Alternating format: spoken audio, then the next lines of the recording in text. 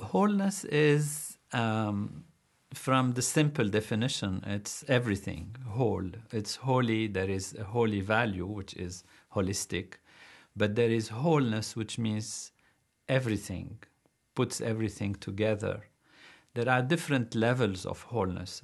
You have, the whole is more than the sum of its parts, and that is, you get an entity which is made out of elements, and these elements constitute their constituting values of that entity. But you don't appreciate that entity until you see more than the parts in it. You see how the parts come together to form something that is a human being, that is a flower, that is a drama or a music or a symphony, whatever it is. There is a wholeness in that reality.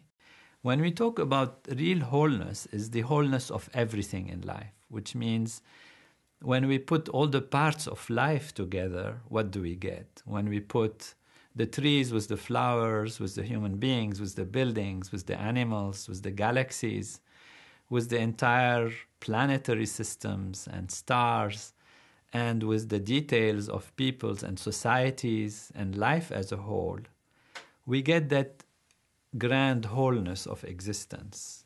And that is life itself. So it's a way of seeing totality of life, the wholeness of life, beyond its specificities. Because when you look into the specific values, you see there is man, there is woman, there is race, there is doctors, there is physicians, there are well-wishers, there are criminals, there are people who are sick, there are people who are healthy, and you have these specific values. And once awareness can fall on these specific values, and sometimes it overwhelms the individual.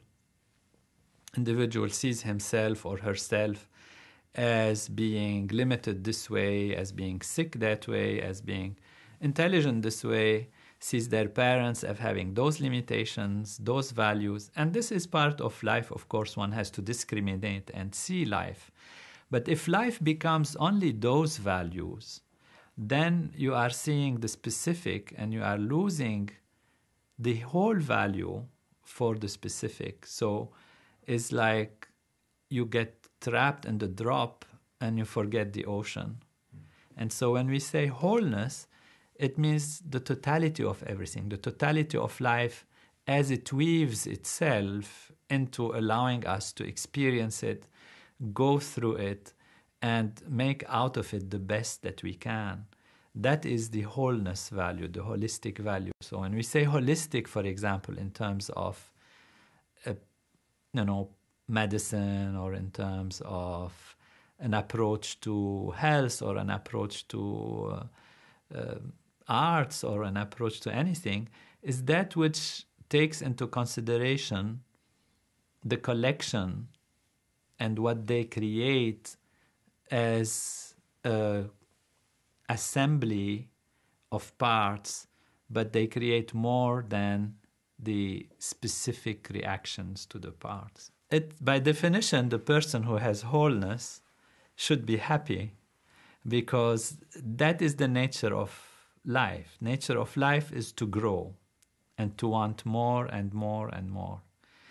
And when you have more, you feel more fulfilled. You have more sense of achievement and fulfillment, and that is what brings you reward and what brings you happiness. And as every individual grows in life, everyone wants more of this, more of that, more of this, more of that. To have wholeness is to really actually achieve that what life is about, and that is to have more happiness and more growth. So it is natural that with fulfillment comes happiness. And wholeness gives fulfillment because it gives an integration, a sense of belonging to something that makes sense, a sense of being at peace, a sense of not having to have fear. Because what removes happiness is all these fears, anxieties, feeling of lack, the sense of I want more but I cannot get it, the feeling of what will happen to me.